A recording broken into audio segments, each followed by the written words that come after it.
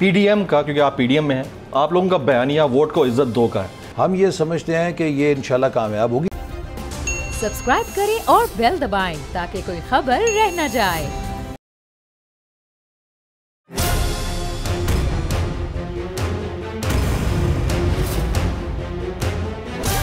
From the Islamabad studios of Bol Network, it's time for Jameel Farooqi on National Debate.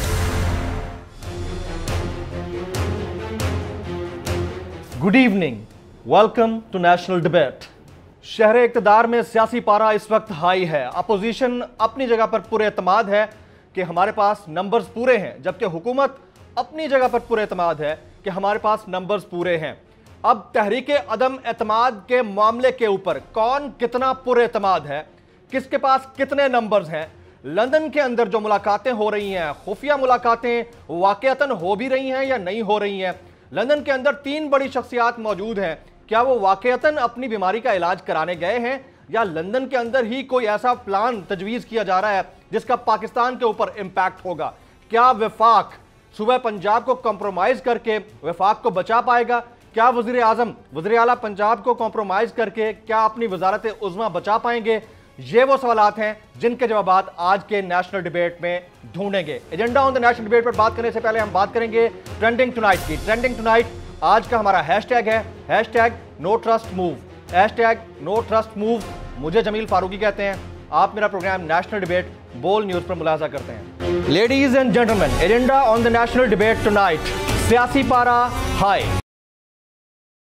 On the debate tonight आज के हमारे मुअज़्ज़ज़ मेहमान हैं senior लीगी रहनुमा, साबिक वफाकी वज़ीर दाखिला और पाकिस्तान के सीनियर मोस्ट पार्लियामेंटेरियन जनाब एहसन इकबाल साहब। मैं सेक्रेटरी जनरल पाकिस्तान मुस्लिम लीग नवाज़, साबिक वफाकी वज़ीर दाखिला जनाब एहसन इकबाल साहब को इस 1-on-1 एक्सक्लूसिव नेशनल डिबेट में खुशामदीद कहता हूँ। सर, आप तशरीफ़ लाए, आपका बहुत बहुत शुक्रिया।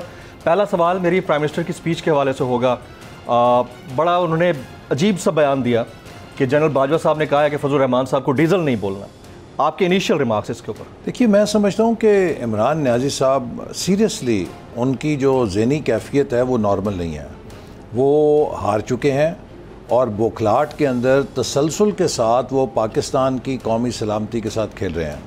पहली तकरीर उनकी जो मेलसी के अंदर थी उसमें उन्होंने यूरोपियन यूनियन के सफ़रा को जिस तरह जलसे के अंदर मजाक का एक ज़रिया बनाया और उनका तमस्खर उड़ाया, वो पाकिस्तान की खारजा पॉलिसी के लिए संगीन ख़तरात ला कर सकता है। इसके बाद उन्होंने कराची में जो तकरीर की और कराची के अंदर उन्होंने अपोजिशन के लोगों के साथ जिस तरीके की इश्तियाल अंगेज़ बातें की और अपोजिशन रहनुमाओं को ये कहना कि आप मेरे बंदूक के निशाने पे हैं। देखिए, अगर एक आम शहरी ये बात करे तो 506 दफ़ा के तहत उसके ख़िलाफ़ धमकियां देने का मुकदमा हो सकता है और 2 साल के लिए अंदर हो सकता है। वो ये मुल्क का वज़ीर आज़म है। आप देखिए, पाकिस्तान एक ऑर्डिनरी मुल्क नहीं है। ये कोई अफ्रीका का मुल्क नहीं है कि जहाँ रॉबर्ट मुगाबे चल जाएगा या ईदी अमीन चल जाएगा। ये एक एटमी आपको लगता है कि जनरल बाजवा ने कहा होगा उन्हें? नहीं, मैं आपसे अर्ज़ करता हूँ ना। देखिए, अब उसके बाद इन्होंने आज जो बातें की हैं उसमें बड़ी संगीन बातें हैं। मिसाल के तौर पे पहली चीज़ ये है कि उन्होंने आर्मी चीफ की और अपनी कम्युनिकेशन को जलसे में पब्लिक किया, पब्लिक नहीं किया बल्कि उसका तमस्खर उड़वाया, नारे लगवाए उसके ऊपर कि जनरल बाजवा ने मुझे इस काम से रोका, मैं ये कर रहा हूँ, लोग कर लो, जनरल बाजवा जो कर सकते हो, और लोगों को उसमें शामिल किया। आप अपने मुल्क के आर्मी चीफ का मजाक बना रहे हैं, आप यूरोपियन यूनियन के 22 सफ़रा का मजाक बना रहे हैं, आप अपोजिशन रहनुमाओं को धमकियां लगा रहे हैं कि बंदूक से मैं मार दूंगा, तुम मेरे निशाने पे हो। आप क्या कर रहे हैं? आपकी कैफियत क्या है? तो ये एक यहाँ पर एक और क्वेश्चन भी बड़ा इंपॉर्टेंट रेज होता है, वो ये कि पीडीएम का, क्योंकि आप पीडीएम में हैं, आप लोगों का बयानिया वोट को इज्जत दो का है। और इसमें अगर मौलाना फजल रहमान साहब की तरफ से ये रिक्वेस्ट की गई है कि प्राइम मिनिस्टर से कहा जाए कि मुझे ना कहें, नहीं, बिल्कुल, तो फिर तो ये क्वेश्चनेबल है। नहीं, मौलाना फजल रहमान साहब से तो रिक्वेस्ट का सवाल ही नहीं पैदा होता। आर्मी की तरफ से जो उनको बात की गई होगी, जो आर्मी को एक तशवीश होती है, और जब भी कोई ऐसी सूरत हाल हो जब मुल्क में पोलराइजेशन हो तो वो ज़रूर ये बात अपनी तरफ से एक इनपुट देते हैं कि जी डिफ्यूज़ करें या इश्तियाल अंगेज़ी कम रखें ताकि मुल्क का जो दर्जा हरारत है वो कम रहे, मुल्क के अंदर टेंशन ना हो। देखिए, कल जो काम हुकूमत ने किया, 2014 की तारीख दोहराई।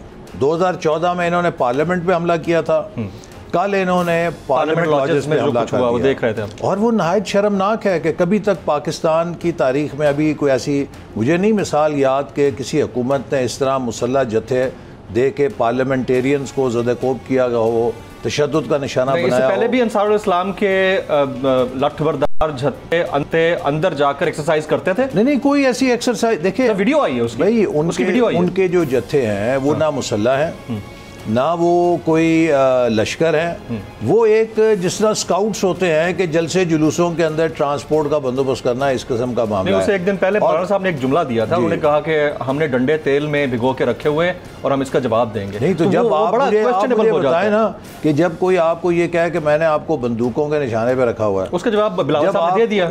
नहीं, जब आपको कोई मुसलसल धमका रहा है कि जी हम आपके लोगों को वोट नहीं डालने देंगे, धमकियां मिल रही हैं, तो हमारी ये बजा तौर पे तशवीश है कि क्या हुकूमत रुकावट डालेगी, क्या अरकान असम्बली को ज़बरदस्ती वो रोक सकती है, उन्हें गिरफ्तार कर सकती है। जिस हद तक ये चले गए हैं, पुलिस और FIA और इंटेलिजेंस ब्यूरो तो इनके कब्जे में है ना, तो इसलिए हमारा जो एक सिर्फ इतना कंसिडरेशन है कि हमारे अरकान का तहफ़्फ़ुज़ होना चाहिए। और मैं अदलिया को दरख्वास्त करूंगा कि सुप्रीम कोर्ट को कल के वाक़े का नोटिस लेना चाहिए, खुद नोटिस लेना चाहिए कि ये मामूली बात नहीं है कि पार्लियामेंट लॉजेस पे हमला होना, और वो ये हदायत जारी करे कि हर रुकन असम्बली का बुनियादी हक है कि वो आज़ादाना तौर पे कौमी असम्बली तक पहुँच सके और अपनी मर्जी का वोट कास्ट करे। अच्छा, इसमें हुकूमत का मौक़िफ़ ये है कि अपोजिशन के पास नंबर पूरे नहीं है, इसलिए इस तरह की ये एक्टिविटी कर रहे हैं, और आप लोगों का मौक़िफ़ ये है कि हुकूमत के पास नंबर पूरे नहीं है इसलिए उठाने के क्या एक्टिविटी की है, ये तो हमलावर तो हुकूमत हुई है। कल पूरे मुल्क ने रिएक्शन की सूरत में थी, मैं खुद मौजूद था, रिएक्शन नहीं, पहले कुछ हुआ है वहाँ? कोई नहीं हुआ। किसको मारा है, किसको मारा नहीं है, दे वर एक्सरसाइजिंग। भाई जो मर्जी कोई करे, कोई PT कर सकता है, कोई एक्सरसाइज करता है। हम वहाँ पे रोजाना MNAs MPs दौड़ते भी हैं, PT भी करते हैं, कोई योगा कर रहा होता है। मकसद किसी को पत्थर लगा, किसी को कोई तशद्दुद हुआ, अगर तो कॉज ऑफ कंसर्न है फिर आप ये करें ना, कोई आपके लिए कॉज ऑफ एक्शन क्या है? कोई भी नहीं है। तो आप एक तरफा तौर पे हमलावर होते हैं, इसका मतलब ये है कि आप मुल्क के अंदर तशद्दुद लेकर आ रहे हैं और आप D चौक में आप जलसा करेंगे। मतलब ये है कि आप फिर एनार्की की तरफ जाना चाहते हैं। तो क्या अपोजिशन ने चूड़ियां पहनी हुई हैं? इस वक्त कौम की अक्सरियत तो आपको निकालना चाहती है। जलसा तो आप लोगों ने भी किया ना? नहीं, PDM ने, उस वक्त ये साहब आए यहाँ पे, देखे ना, ये ऐलान करना कि जब वोट ऑफ नो कॉन्फिडेंस हो रहा होगा उस मौके पे हम जलसा करेंगे। उससे एक दिन पहले बोला उन्होंने, उससे एक दिन पहले बोले पावर शो करना चाह रहे होंगे। मेरे जमहूरी हक है, आपका है तो जमहूरी हक है ना, आप इसको आगे पीछे करें। जब कौमी असम्बली के अंदर ये वोट होने जा रहा है तो आप बुली करना चाहते हैं, आप खौफजदा करना चाहते हैं, क्या करना चाहते हैं? अगर ऑपोजिशन भी ऐलान कर दे कि उस वक्त हम भी मौके पे जलसा करेंगे तो तसादुम हो जाएगा कि नहीं हो जाएगा? आपके नंबर्स पूरे हैं, हमारे नंबर्स ओवर हैं, एक्सीड कर गए। अच्छा, अलीम खान साहब की मुलाकात हुई है नवाज शरीफ साहब से? मैं आपकी कंफर्मेशन मेरे ज़ाती इल्म में नहीं है। नहीं, जरा से खबरें आ रही हैं बैकडोर से जाकर मिले हैं, मुलाकातें हुई हैं। मेरे इल्म में नहीं है, जो ज़राए ये खबर दे रहे हैं आप उनसे कंफर्म कर लीजिए। अच्छा, मतलब आपके नॉलेज में भी नहीं है कि ऐसी कोई मुलाकात हुई है? और दो बार ये मुलाकात हुई है, ऐसा कुछ नहीं? मेरे इल्म में नहीं है। अच्छा, आपके PDM के या फिर पाकिस्तान मुस्लिम लीग नवाज के अलीम खान साहब से रवाबित हैं और तरीन साहब के ग्रुप से रवाबित हो चुके हैं? देखिए, हमारे रवाबित सबके साथ है, सबके साथ, क्योंकि हम ये चाहते हैं कि जो तहरीक अदम एतमाद है ये जितनी भी ब्रॉड बेस्ड सपोर्ट के साथ आए, जितना इसके पीछे कंसेंसस हो, मुल्क के लिए अच्छा है। क्योंकि हमारा हदफ सिर्फ नो कॉन्फिडेंस नहीं है, हम इसके बाद नए इंतखाबात भी मुनसिफाना तौर पे देखना चाहते हैं। हम इंतखाबात के बाद उससे भी अहम बात यह है कि जो मुल्क की तामीर नौ है उसके लिए भी एक नेशनल कंसेंसस को बरकरार रखना चाहते हैं। तो हम इसीलिए थोड़ा कोशिश कर रहे हैं, एक्स्ट्रा एफर्ट कर रहे हैं कि हुकूमत की इत्तेहादी जमातों के पास भी जा रहे हैं, जितने पॉलिटिकल ग्रुप्स हैं, कि भी आइए आप हम सब मिलकर अब मुल्क को इस बहरान से निकालें। मुल्क को ये जो एक तहरीक अदम एतमाद इतना आसान काम है? पाकिस्तान की पॉलिटिकल हिस्ट्री तो कहती है कि प्राइम मिनिस्टर्स के अगेंस्ट 3 तहरीक अदम एतमाद आई। 1957 में आई चंद्रीकर के अगेंस्ट आई, लेकिन उन्होंने वक्त से पहले ही रिज़ाइन कर दिया था। 89 में आई, नाकाम हुई। 2006 में शौकत अजीज़ के खिलाफ आई, वो भी नाकाम हुई। एक स्पीकर नेशनल असम्बली फ़खर इमाम साहब के खिलाफ आई थी जो कामयाब हुई। तो हमारी जो पॉलिटिकल हिस्ट्री है वो ये कहती है कि गवर्नमेंट लूजिंग एंड के ऊपर होती है तो वो तमाम सोर्सेज इस्तेमाल करती है। जी, वो यकीनन तो आप लोग इतना इजी कैसे ले रहे हैं कि ये हो जाएगा? देखिए, मेरा ख्याल है कि आज तक पाकिस्तान की तारीख में इतनी गैर मकबूल हुकूमत भी नहीं आई, इतनी नालायक हुकूमत भी नहीं आई, इतनी अपने आप में ये समझते हैं हमसे ज़्यादा मकबूल कोई हुकूमत ही नहीं है। और इसका नतीजा ये है, आप देखिए कि जो हुकूमत की हलीफ जमातें हैं वो भी उस अवामी दबाव का सामना कर रही हैं। आप देखिए कितने दिन हो गए तहरीक अदम एतमाद आए, वज़ीर आज़म हर दरवाजे पे गए हैं, किसी जगह से अभी तक उन्हें हाँ नहीं मिली। अगर ये इतना सिंपल या सादा मामला होता तो उनके इत्तेहादी उनके पीछे हाथ खड़ा कर देते ना। वो क्यों हाथ नहीं खड़ा कर रहे? वो इसलिए नहीं खड़ा कर रहे कि हुकूमत के इत्तेहादियों को भी ये अंदेशा है कि अगर हमने हुकूमत को बेल आउट दिया तो हमारे जो वोटर है वो हमें कच्चा चबा जाएगा। वो कहेगा जी इस हुकूमत को जिसने महंगाई दी, जिसने पाकिस्तान तबाह कर दिया, आपने फिर इसको हमारे ऊपर मुसल्लत कर दिया है। तो एक राय आमा का दबाव है जिसका सामना न सिर्फ हुकूमत की हलीफ जमातों को है बल्कि खुद हुकूमत के अरकान उन असम्बलियों को है जो अपनी सियासी बका के बारे में कुछ फिक्रमंद है कि आइंदा हम क्या करेंगे। और उनको वोटर यही कह रहे हैं कि आप इस हुकूमत के खिलाफ वोट ऑफ नो कॉन्फिडेंस की हमायत करें, तब हम आपको माफ़ करेंगे, वरना हम आपको माफ़ नहीं करेंगे। कितने लोगों को आपने नून लीग का टिकट ऑफर किया? नहीं, ये तो अब उन लोगों की अपनी मर्जी है कि जो इस हुकूमत नहीं, आखिर आपने किसी बार्गेन तो किया होगा ना किसी बात के ऊपर। आपने हमने क्या सिंपैथीज जो ली हैं किसी बात पे तो ली होगी, या पैसा चला होगा या टिकट। हमने तो क्या बार्गेनिंग करनी, हम तो ऑपोजिशन में है। आज इमरान खान साहब कह रहे थे जी ये पैसे लिए फिरते हैं। भाई ऑपोजिशन हुकूमत के फंड्स का मुकाबला कर सकती है? कभी भी नहीं कर सकती। इन्होंने बोरियां खोली हुई हैं कि 50 करोड़ ले लो, 1 अरब के फंड ले लो, फलाना ले लो। ये ऑफर हुई है? जी जी, सब MNAs को हुकूमत जो है 50 करोड़ की, 50 करोड़ बहुत बड़ी खबर दे रहे हैं। अरबों रुपए की, अरबों रुपए के फंड्स की ऑफर लेके फिर रहे हैं नून लीग के MNAs को, सारे ऑपोजिशन के लोगों को, अपने और अरकान असेंबली को ये ब्लैंक चेक लेकर फिर रहे हैं कि भाई हमारे लिए खुदा के लिए वोट करो, जो लेना हमसे ले लो। अच्छा, उनमें से कुछ टूटे भी हैं आपके लोग? कोई नहीं टूटा, कोई भी एक्सेप्ट करने को तैयार नहीं है। देखिए, इसलिए जी कि जो रुकने असेंबली होता है ना, उसकी बॉटम लाइन ये होती है कि मैंने कल को अपना फ्यूचर कैसे सिक्योर करना है। इस वक्त बात पैसों की नहीं, मुझे फ्यूचर की है। जब PTI के उम्मीदवार जो है या रुकने असेंबली, वो अगले इलेक्शन में समझते हैं कि हम PTI के टिकट पे जहन्नम में चले जाएंगे, तो ऑपोजिशन का वो कौन सा रुकने असेंबली इतना अहमक होगा कि वो जीती हुई अपनी टिकट छोड़ के PTI की जहन्नम की टिकट लेके जहन्नम में चला जाए। सियासी सर, पैसा फिर भी मैटर करता है। किसी को ब्राइब करना या बहुत बड़ा स्टेटमेंट है आपको फिर ये 50 करोड़ या 1 अरब रुपए की ऑफर बहुत बड़ी ऑफर है सर। जी, वो फंड्स ऑफर कर रहे हैं सबको। अच्छा, और दूसरी बात ये हुकूमती खजाने में से, हुकूमती खजाने से या अपनी जमात की फंडिंग, हुकूमत के खजाने, स्कीमों का डेवलपमेंट फंड ले लो, जो लेना ले लो। अच्छा, दूसरी बात क्या जी कि वज़ीर आज़म साहब ने कहा कि ऑपोजिशन को बैरूनी ताकतों की हमायत हासिल है। कहा कि नहीं कहा? कहा, बिल्कुल कहा। वज़ीर आज़म ने हल्फ उठाया है कि वो पाकिस्तान का दिफा करेंगे। अगर पाकिस्तान के अंदर कोई बैरूनी ताकतें ऑपोजिशन के ज़रिए अदम इस्तेकाम पैदा कर रही हैं तो वज़ीर आज़म का फ़र्ज़ है कि कौम को उनका नाम लेके बताएं ना। चुप ना बैठे, चुप देखें ना। जब आप इतना कुछ बोल सकते हैं तो कुछ कर लें। आप बताएं कौन सी वो ताकतें हैं बैरूनी, वो कौन से मुल्क हैं जो पाकिस्तान में ऑपोजिशन के ज़रिए उनकी हुकूमत को उलटना चाहते हैं। और इसके बाद आइन एक तरीका बताता है कि अगर आपके पास ऐसी इल्म है कि कोई ममनुआ फंडिंग आ रही है तो आप सुप्रीम कोर्ट में रेफरेंस भेजें।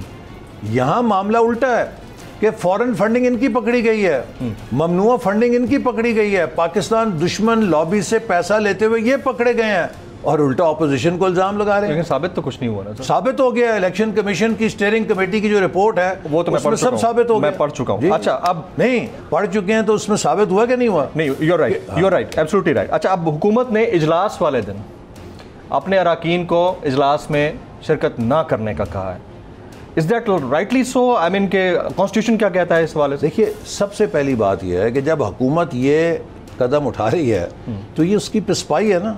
अगर इनके नंबर पूरे हैं, इन्हें अपने अरकान पे एतमाद है, अपने अवेलेबल ऑप्शन तो यूज करेंगे ना। पस्पाई होना अलग बात है, लेकिन ये ऑप्शन में हो सकता है। नहीं, कॉन्स्टिट्यूशन कहता है वो तो गैर हाजिर होना किसी का भी इख्तियार है। हाँ, कि वो हो सकता है, लेकिन ट्रेजरी बेंचेस का फर्ज होता है कि वो हुकूमत का, असेंबली का कोरम पूरी करें। कोरम, ठीक है ना। कोरम चलाना, बिजनेस चलाना, वो ट्रेजरी बेंचेस की जिम्मेदारी होती है, उनकी रिस्पांसिबिलिटी है। तो अगर ट्रेजरी बेंचेस भाग रही है कार्रवाई से, इसका मतलब ये है कि उनके अपने अंदर चोर है, वो खुद में एतमाद फील नहीं कर रहे। तो ये सारी अलामतें इस बात की हैं कि ही हैज़ लॉस्ट इट। और अब ये चोर दरवाजे तलाश कर रहे हैं, किस तरह अपने लोगों को दबाव में लेकर आए।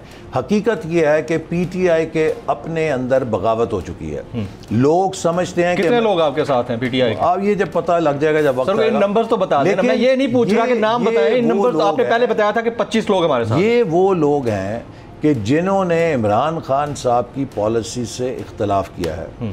ये वो लोग हैं कि जो इमरान खान साहब के रवैये को अब समझते हैं कि ये मुल्क के लिए ख़तरा बन चुका है। अगर वो अपना कोई फ़ैसला करना चाहते हैं तो वो अपोजिशन को छोड़ के हुकूमत में तो नहीं आ रहे। इस वक्त तो सबको पता है कि अपोजिशन इमरान खान साहब की बंदूकों की उसमें रेंज में है। हाँ, तो इसका मतलब ये है निशिस्त बोल गए थे हुकूमत के साथ हुकूमत को छोड़ के अगर अपोजिशन जो कि सख्तियाँ झेल रही है इसके साथ आ रहे हैं तो अपने ज़मीर के मुताबिक आ रहे हैं ना, कोई लालच में तो नहीं आ रहे। हमारे पास क्या लालच देने के लिए, हमारे पास तो सख्तियाँ ही सख्तियाँ हैं। तो वो कहते हैं बाहर से पैसा आया है, बाहर से लोगों ने कहा है, तभी इंटरनेशनल एस्टेब्लिशमेंट का रोल है बड़ा। अगर बाहर से पैसा आया है तो इमरान खान साहब किसी एनजीओ के वजीर आजम तो नहीं है ना, प्राइम मिनिस्टर एक एटमी ताकत के वजीर आजम है, उनके नीचे एजेंसियां हैं, सिविल एजेंसियां भी हैं, फौजी एजेंसियां भी हैं।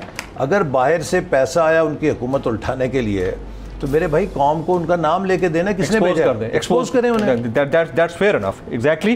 जनाब एहसन इकबाल साहब हमारे साथ मौजूद हैं। ब्रेक का वक्त हुआ जाता है। ब्रेक के बाद जब वापस आएंगे तो हमने पूछना है कि अगर तहरीक अदम एतमाद कामयाब हो जाती है तो मुश्तरका अपोजिशन का प्राइम मिनिस्टरशिप के लिए मुश्तरका उम्मीदवार क्या होगा और उसका लाइमल क्या होगा? After this break.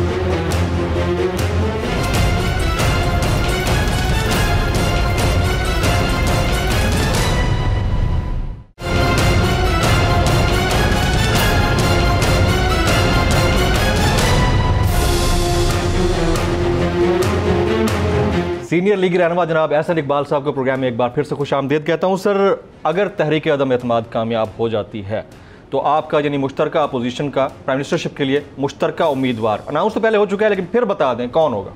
देखिए, ये जब बहरहाल आएगा अपोजिशन इसको इत्तफाक राय से फ़ैसला कर लेगी, लेकिन मेरा ख्याल है कि जो उससे अहम मामला है जो कि अपोजिशन के ज़ेरो गौर है और हमारी जमात का उस पर एक मौक़िफ़ है और बाकी भी तकरीबन असूली तौर पर उससे मुत्तफ़िक हैं, वो ये है कि हम समझते हैं कि तहरीक अदम एतमाद की कामयाबी के बाद मुख्तसर तरीन मुद्दत में नए इंतखाबात हो जाना चाहिए। वो क्यों? क्योंकि अगर आप ये कहें कि ये इसी सिस्टम के तहत नहीं, मैं आपसे जो हमारे पास इलेक्टोरल सिस्टम है उसी के तहत होने चाहिए। उसमें कुछ एक लॉज हैं जो चेंज करने पड़ेंगे या जो इन्होंने गलत अमेंडमेंट्स की उनको विड्रॉ करना पड़ेगा।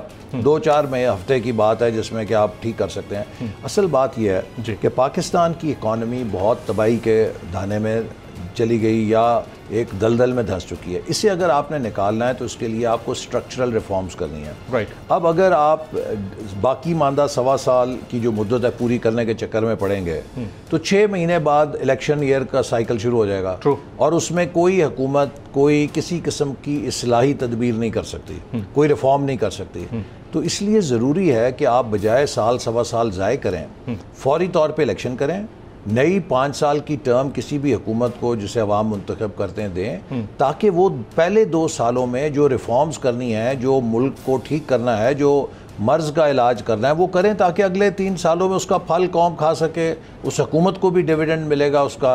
लेकिन अगर हमने डिले कर दी इलेक्शन में तो ये हैमरेज बढ़ता जाएगा। तो इसलिए हमारा यही मौक़िफ़ है कि फौरी तौर पर आम इंतखाबात, मुनसिफाना इंतखाबात इन केस ऑफ ये तहरीक अदम एतमाद कामयाब हो जाती है। और अगर तहरीक अदम एतमाद कामयाब ना होने का खदशा हो तो क्या आप लोग इस मोशन को वापस भी ले सकते हैं? देखिए, नहीं, बिल्कुल उसका कोई चांस नहीं है, क्योंकि हुकूमती हल्के कह रहे हैं कि ये हो सकता है कुछ दिन में ये मोशन वापस ले लें। हम ये समझते हैं कि ये इंशाल्लाह कामयाब होगी। लेकिन मैं आपको ये भी बताऊं, चले एज ए सिनेरियो हम कर लेना, एक सपोज है कि जी ये कामयाब हो जाती तो क्या होगा। कामयाब होगी तो उसका नतीजा ये होगा कि नया इलेक्शन होगा, मुल्क में इस्तेकाम आ जाएगा, नई हुकूमत आके मुल्क को ठीक करेगी।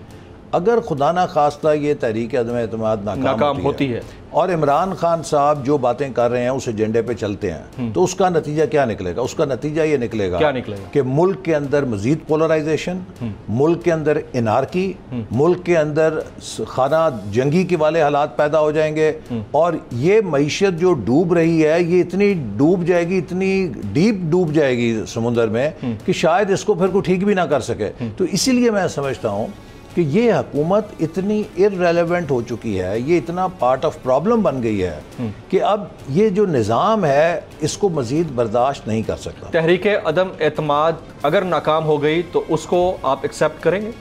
नहीं, ये तो देखिए कॉन्स्टिट्यूशनल वे में अगर होती है और नाकाम होती है, एक्सेप्ट करेंगे आप लोग? अगर ये अरकान असेंबली को अगवा कर लेते हैं, अरकान असेंबली को गिरफ्तार कर लेते हैं, फिर आपको एक्सेप्ट तो करना पड़ेगा ना। No, there is nothing. तारीख कहती है कि 11 में से सिर्फ एक मोशन कामयाब is fair in love and war. और ये किसने आपको कह दिया? We are a civilised society, we live under constitution. अच्छा, अगर कामयाब हो जाती है जी तो फिर आप एक्सेप्ट करेंगे? अगर ट्रांसपेरेंटली फेयर एंड फ्री तरीके के साथ नाकाम होती है तो उसको भी ऑपोजिशन तस्लीम करेगी, लेकिन अगर फेयर एंड फ्री चलाई जाती है तो मुझे 200% इंशाल्लाह कामयाब होगी। फेयर एंड फ्री ना होने का क्राइटेरिया क्या होगा आपकी नजर में? ये फेयर एंड फ्री नहीं होगा। फेयर एंड फ्री यार मेरे शो पे बोल दें ताकि कल मैं आपसे सवाल कर सकूं। आपको ये बताता हूं ना, फेयर एंड फ्री होने का ये क्राइटेरिया है कि आप कम से कम मुद्दत के अंदर जल्दी से जल्दी कौमी असेंबली का इजलास बुलाएं। वो कह रहे हैं हम 18 को बुला रहे हैं। बड़ी अच्छी बात है, बुलाएं। और उसके अंदर स्पीकर जो है वो मुकम्मल गैर जानिबदारी का मुजाहरा करे। तमाम अरकान असेंबली को खुली इजाज़त होनी चाहिए कि वो उस दिन असेंबली का इजलास अटेंड करें और अपनी मर्जी का वोट दें। अगर आप अरकान असेंबली को हरासा करते हैं, अरकान असेंबली को आप गिरफ्तार करते हैं या उनके ऊपर असरअंदाज होने की कोशिश करते हैं, चाहे उनके अपने हो या चाहे आपके हो, कोई भी हो, ये हर किसी का हक है। देखिए ना, अगर आप ये कह दें कि जो हुकूमती अरकान है वो किसी कीमत के ऊपर हुकूमत के खिलाफ वोट नहीं दे सकते, तो मुझे बताएं फिर वोट तो आपने उनका कॉन्स्टिट्यूशनल राइट तो ले लिया ना यार। सुन लेना, अगर आप ये कह दें कि हुकूमत के खिलाफ कोई हुकूमती ट्रेजरी बेंचेस का बंदा वोट नहीं कर सकता, फिर तो क़यामत तक आप उस हुकूमत को निकाल ही नहीं सकते।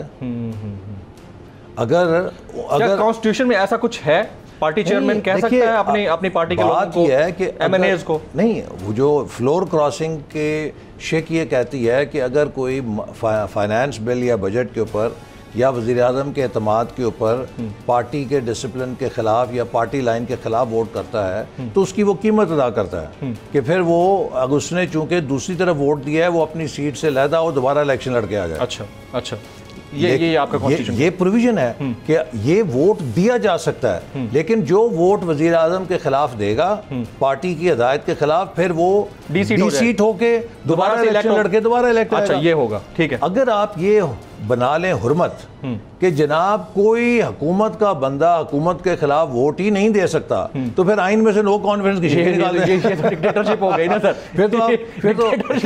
फिर तो बंद के बिठा देना है। नहीं, फिर तो जो नो कॉन्फिडेंस है उसका सवाल ही नहीं पैदा होता, क्योंकि हुकूमत तो मेजॉरिटी के साथ होती है ना। अगर उस मेजॉरिटी में से कोई निकल के उसे माइनॉरिटी नहीं बना सकता तो इसका मतलब ये है कि फिर नो कॉन्फिडेंस की तो गुंजाइश ही नहीं है, उसकी जरूरत ही नहीं है। वो ऑलरेडी जीते, वो तो जीते हुए हैं पहले दिन से। तो अपना 5 साल भांग पी के सो जाए, उनको कोई हाथ नहीं लगा सकता। इसीलिए जो आईनी और कानूनी बात है वो ये है कि हर रुकन असेंबली का फर्ज है या वो पार्टिसिपेट करे, आए और प्रेजेंट करे, अपने ज़मीर के मुताबिक वोट दे। अलबत्ता अगर वो अपने पॉलिसीज से पार्टी के नाला है, उसके खिलाफ वोट देने पे खुद को मजबूर समझता है, वो डीसीट हो जाए और दोबारा इलेक्ट हो जाए, उसके बाद वो डीसीट होगा, दोबारा इलेक्शन लड़के दोबारा आ जाएगा। राइट। अच्छा सर, कुछ स्टेटमेंट्स हैं उसके ऊपर मैं आपका रिस्पॉन्स जरूर चाहूंगा। असद उमर साहब कहते हैं कि पहली बार हकीकी खिलाड़ी से इनका पाला पड़ा है तो सब अनाड़ियों की कांपें टांग रही हैं। देखिए, जितने गैर संजीदा कप्तान हैं उतनी ही गैर संजीदा टीम उनके खिलाड़ी है। ये जो सारे एक लगता है सर्कस के अदाकार हैं और सर्कस में ये रोज़ाना कोई ना कोई लतीफ़ा बनाने के लिए आते हैं। मुल्क को इन्होंने इस हाल में इसलिए पहुंचाया है अपनी गैर संजीदगी से, तमस्खर पने से, लोफर पना कह लीजिए, लोगों की पगड़ियाँ उछालनी, लोगों का नेम कॉलिंग करनी। आज यानी कि ये रियासत मदीना की बात करते हैं। आपको पता है कि नबी करीम सल्लल्लाहु अलैहि वसल्लम ने नेम कॉलिंग को कितना बुरा कहा? बहुत। आपको पता है कि आपने बहतान लगाने को कितना बुरा कहा? आपको पता है कि आपने लोगों की अगर बुराइयां हों भी तो उनको पब्लिकली उछालने को कितना बुरा कहा? ये शख्स तो एक ऐसा मदारी है या एक धोखेबाज है कि नाम ये लेता है सारे रियासत मदीना के, करतूत हैं इसके सारे रियासत शैतान के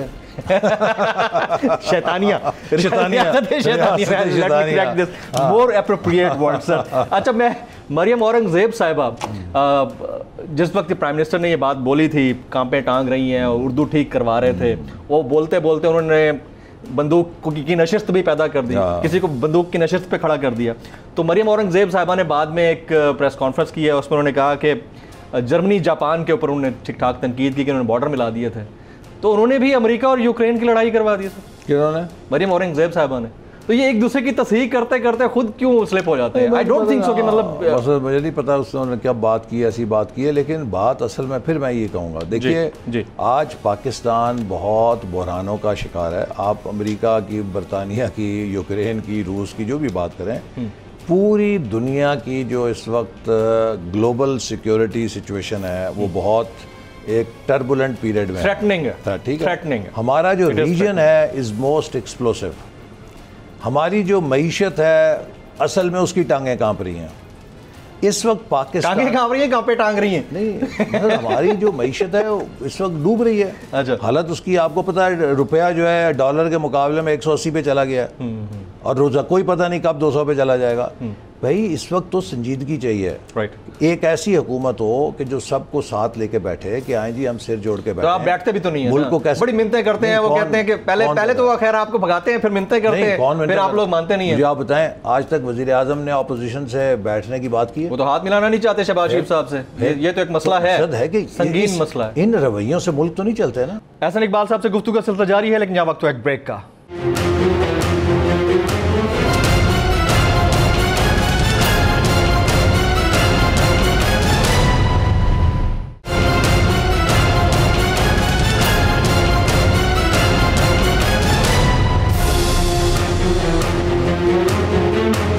वेलकम बैक। अच्छा, प्राइम मिनिस्टर ऑफ पाकिस्तान का रशिया का इतनी क्रिटिकल सिचुएशन पे विजिट के जिस वक्त तो वहाँ कदम रखते हैं, उससे ठीक 2-3 घंटे के बाद वो यूक्रेन पे हमला कर देता है।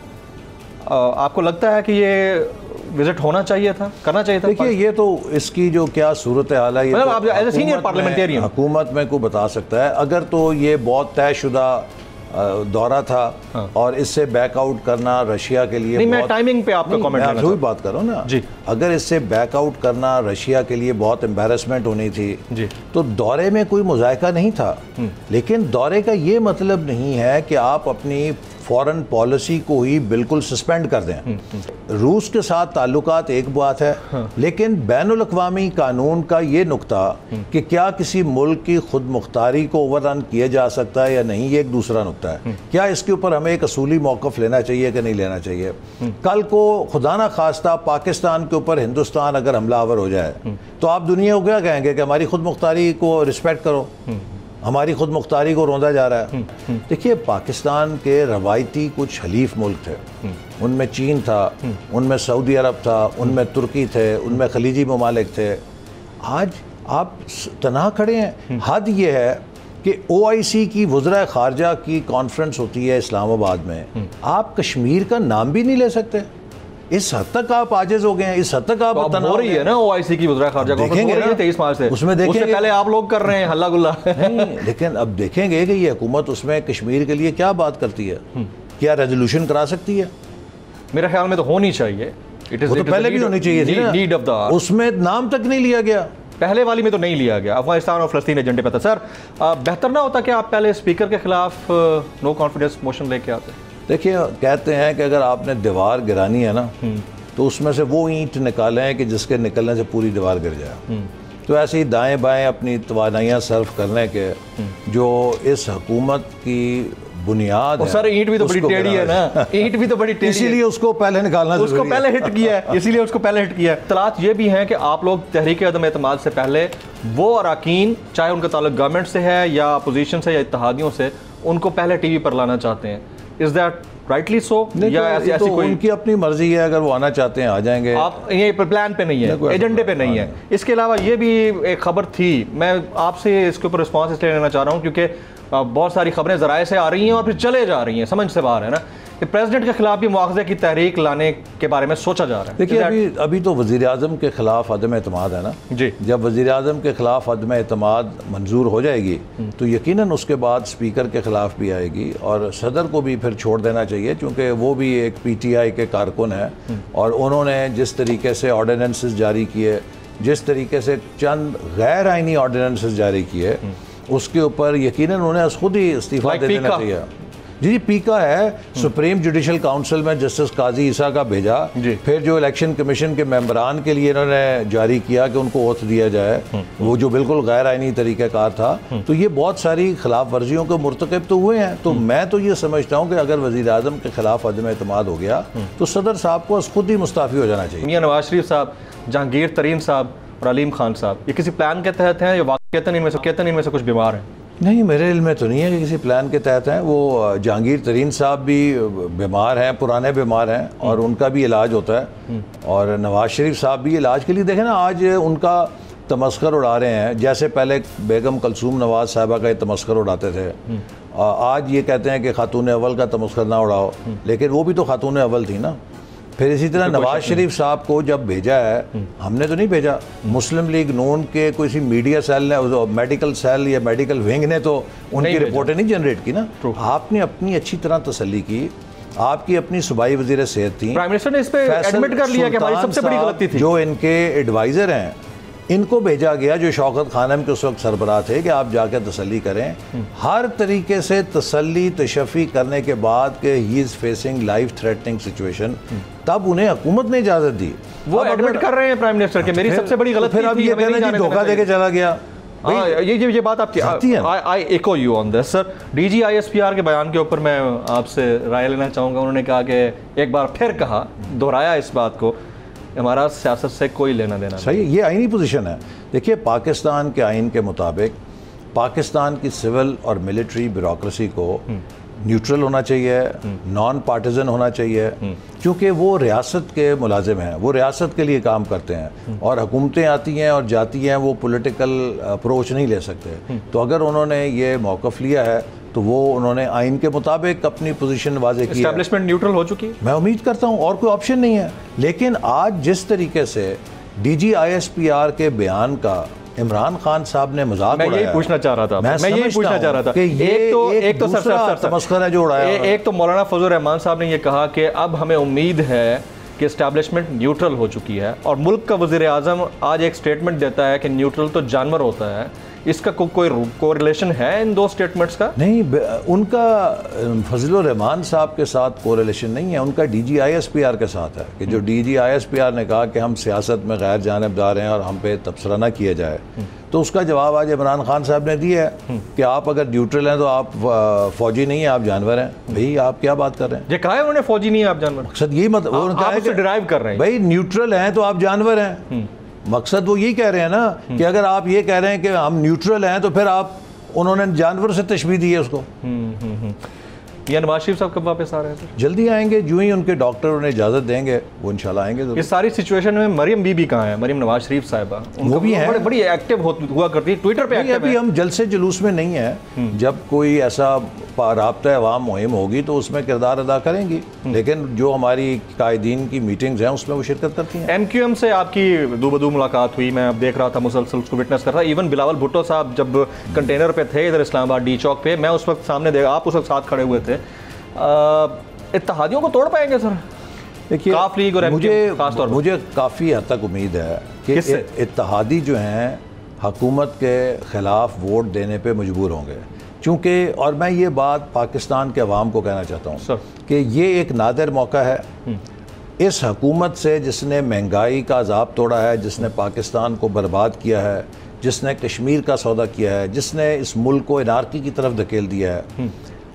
जो वोटर्स हैं इत्तेहादियों के, उनका फ़र्ज़ है कि वो अपने नुमाइंदों पर दबाव डालें कि आप अपोजिशन का साथ दें।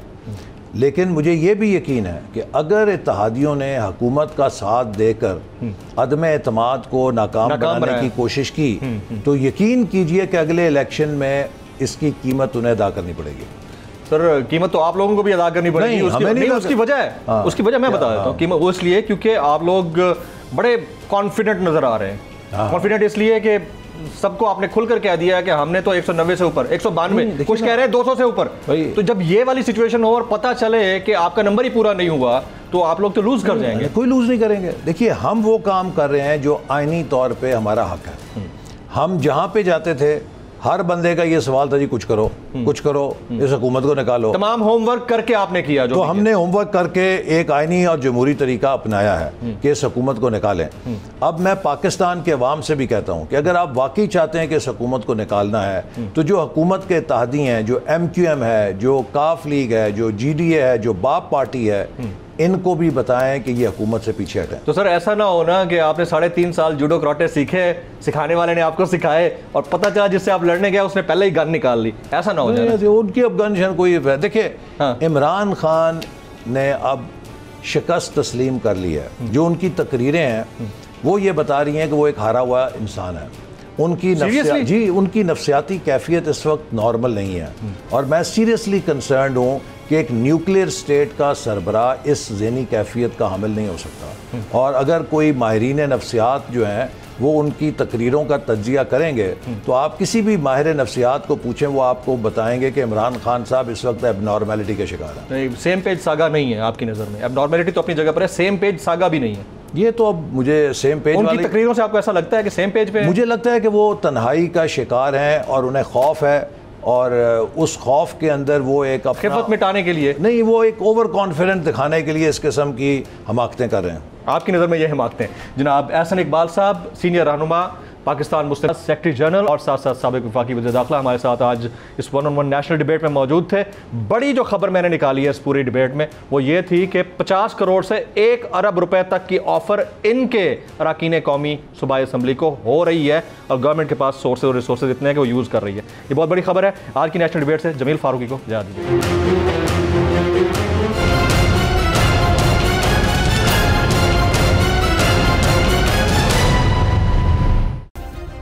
सब्सक्राइब करें और बेल दबाएं ताकि कोई खबर रह न जाए।